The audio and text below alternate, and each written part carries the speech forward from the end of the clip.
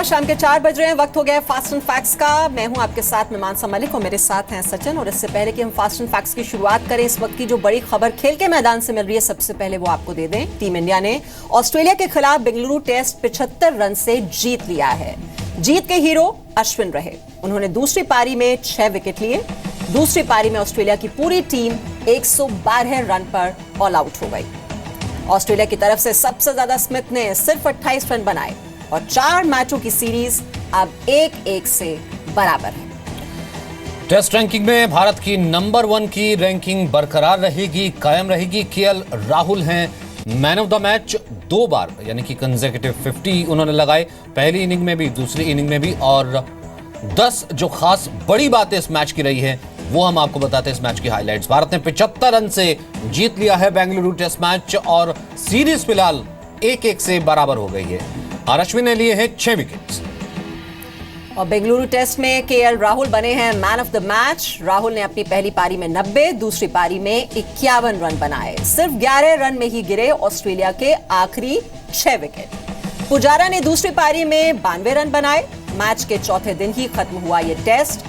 और इस सीजन की बात करें तो इस सीजन में भारत की ये 19वीं जीत है और जीत के बाद नंबर 1 पर बरकरार रहेगी टीम इंडिया। ये सबसे बड़ी बात।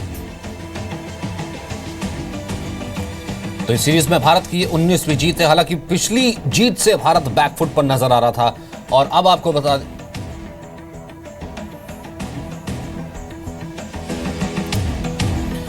वहीं आज जब मैच चल रहा था, बीच में ऑस्ट्रेलियाई कप्तान स्टीव स्मिथ और विराट कोहली के बीच में एक छोटी सी झड़प भी हुई। दोनों आपस में भिड़ गए। दरअसल स्टीव स्मिथ आउट हो गए थे। आउट होने के बाद रिव्यू का फैसला लेने के लिए उन्होंने अंपायर की जगह ड्रेसिंग रूम की तरफ इशारा किया, यानी कि पूछा कि मैं लूं कि ना लूं। विराट ने ये देख लिया। विराट को नागवारा गुजरा। स्मिथ के ड्रेसिंग रूम देखने के बाद गुस्से में विराट स्मिथ की तरफ वो आगे बढ़े, तभी अंपायर ने बीच बचाव कर लिया।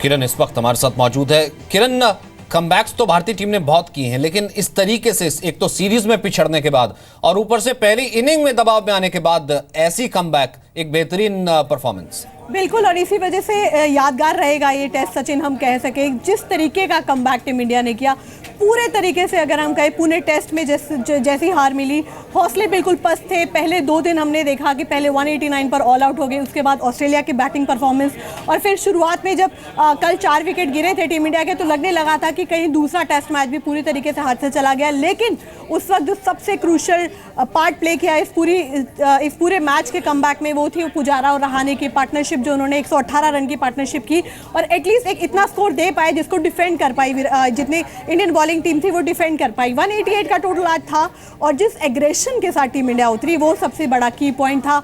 और एक बार जब 78 पर 3 जब स्टीव स्मिथ क्रीज पर थे, तो शायद हम सबको, इंडियन फैंस से हम सबको लग रहा था कि कहीं ये मैच हाथ से निकल तो नहीं गया, क्योंकि टारगेट बहुत कम है। लेकिन वो स्टीव स्मिथ का विकेट जिसको हमने दिखाया भी, जब झगड़ा भी हुआ, वो एक बहुत बड़ा टर्निंग पॉइंट था। और उससे पहले जो शॉन मार्श का विकेट था, जहां पर वो नॉट आउट थे लेकिन फिर भी स्टीव स्मिथ ने रिव्यू नहीं लिया और आउट हो गए, वो इस मैच के टर्निंग पॉइंट कहा जाएंगे। और उसके बाद एज ऑलवेज टीम इंडिया के सबसे बड़े खिलाड़ी और तुरुप केक के माने जाने वाले आर अश्विन ने कमाल करते हुए 6 विकेट लेके आखिरी जो 6 विकेट थे वो सिर्फ 11 रनों के अंदर गिर गए, यानी 101 पे, जहां पर ऑस्ट्रेलिया 4 विकेट पर थी, वही 112 कहने वाली थी कि स्टार अगर हम कहें तो वो तो अश्विन ही रहे और उन्होंने कारनामा भी किया। 200 विकेट लिए उन्होंने 30 मैच खेलते हुए।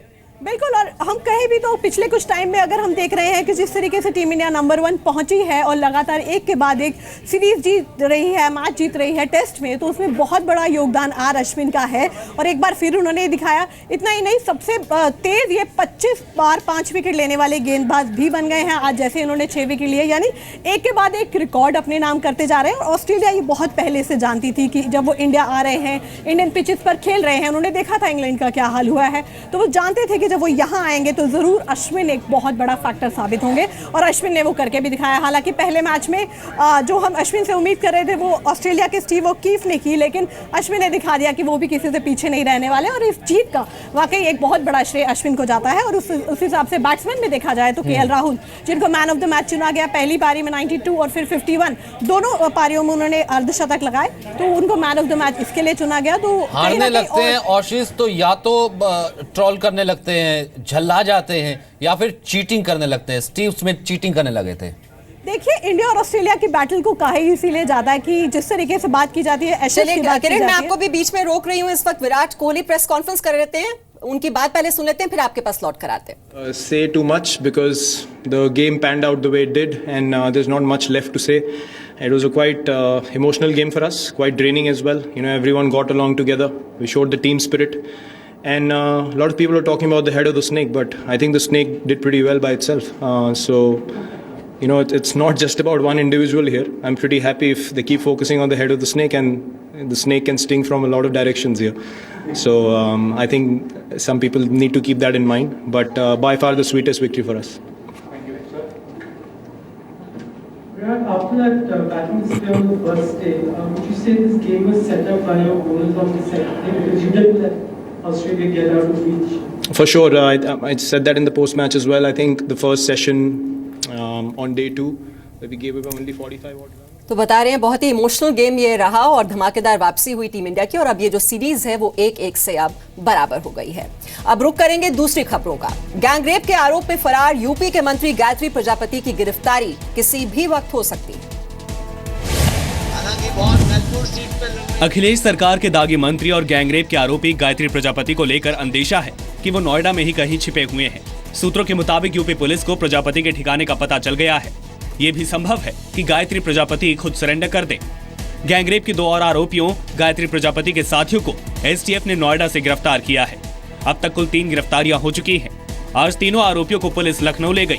आरोपियों ने खुद को बेकसूर बताया है। देखो, एक दो बार तो मुलाकात हुई होगी, मगर ये टोटल केस फर्जी है। हमें तो जानती ही थी। अब जानने का मतलब ये थोड़ा ना कि आरोप हमने किया है और आरोप लगा दिया। अब जब फर्जी है तो कौन बताए, जब हो अदालत में देव जवाब, तो आरोप प्रत्यारोप जो कोर्ट में अदालत में जो खाना होगा देखा जाएगा। यूपी के एडीजी लॉ एंड ऑर्डर ने कहा है कि पुलिस पर कोई दबाव नहीं है। वहीं बीजेपी ने फिर आरोप लगाया है कि अखिलेश यादव ही गायत्री प्रजापति को बचा रहे हैं। कतई कोई प्रेशर नहीं है, हम पे कोई दबाव नहीं है। हमारा सिर्फ एक ही चैलेंज है कि हम जो भी विवेचना करें वो न्याय संगत करें, एविडेंस बेस्ड करें। हम ये कहते हैं कि अखिलेश यादव जी को गायत्री प्रजापति का साथ पसंद है, इसलिए वो अपने आप को अलग नहीं कर पा रहे। उनको अपराध और अपराधियों का साथ पसंद है। गायत्री प्रजापति के खिलाफ एक महिला से गैंगरेप और उसकी नाबालिग बेटी से रेप की कोशिश का आरोप है। पीड़ित महिला की याचिका पर सुप्रीम कोर्ट ने गायत्री प्रजापति पर एफआईआर दर्ज करने का आदेश दिया था। सुप्रीम कोर्ट के आदेश के बाद 18 फरवरी को गायत्री के खिलाफ पॉक्सो एक्ट समेत कई धाराओं में एफआईआर दर्ज की गई थी। पीड़ित महिला के मुताबिक प्रजापति ने पार्टी में नेता बनाने का झांसा देकर उससे पहली बार अक्टूबर 2014 में रेप किया था। गायत्री प्रजापति का यूपी की अमेठी सीट पर चुनाव खत्म होने के बाद से कोई पता नहीं है, जबकि गैर जमानती वारंट जारी हो चुका है। समाजवादी पार्टी के अंदरूनी घमासान पर आज मुलायम सिंह की पत्नी साधना यादव पहली बार मीडिया के सामने आई। यूपी में आखिरी चरण के चुनाव से ठीक पहले साधना यादव ने कैमरे पर आकर पति मुलायम और बेटे अखिलेश के बीच तनातनी से जुड़े हर सवाल का जवाब दिया। वो उसने भी पता नहीं कैसे ये सब कर डाला, लेकिन जो उसके दिल में है ऐसा नहीं है। पिता के प्रति आदर है तो अंदर से तो है, लेकिन ऊपर से किसने भड़का दिया पता नहीं। शिवपाल जी ने बहुत किया, नेताजी के बहुत काम किए, नेताजी की बहुत सेवा करी, जैसे एक छोटा भाई एक बेटा करता है उस तरीके से करी। नेताजी का भी बहुत प्यार है उनके ऊपर। हम सही नहीं मानते, उनके संग गलत हुआ है। अब हम पीछे नहीं जाएंगे। वो नेताजी के लिए स्टैंड लेना हो या अखिलेश के लिए कुछ कहना हो, अब पीछे हम नहीं जा सकते, क्योंकि सम्मान से बड़ी कोई चीज नहीं होती और मेरा बहुत अपमान हुआ है। हालांकि पूरी बातचीत में साधना यादव बाहरी व्यक्ति का नाम लेने से बचती दिखी। उन्होंने कहा कि अब घर में सब ठीक है। वो चाहती हैं कि अखिलेश चुनाव जीते और दोबारा मुख्यमंत्री बने। समाजवादी पार्टी में चुनाव से पहले अखिलेश और मुलायम के बीच विवाद हुआ था। मुलायम ने अखिलेश और रामगोपाल यादव को पार्टी से निकाल दिया था। रामगोपाल ने पार्टी का अधिवेशन बुलाया, जिसमें अखिलेश को राष्ट्रीय अध्यक्ष चुना गया। आरोप लगे थे कि मुलायम शिवपाल को अखिलेश के खिलाफ भड़काने में साधना यादव का भी हाथ था। आरोप लगे थे कि साधना अखिलेश की बजाय अपने बेटे प्रतीक को पार्टी में आगे बढ़ाना चाहती थी। साधना यादव ने कहा कि अखिलेश से उनकी बातचीत बराबर होती रहती है। वो खुद सियासत में नहीं आना चाहती, बस इतना चाहती हैं कि नेताजी का सम्मान बना रहे।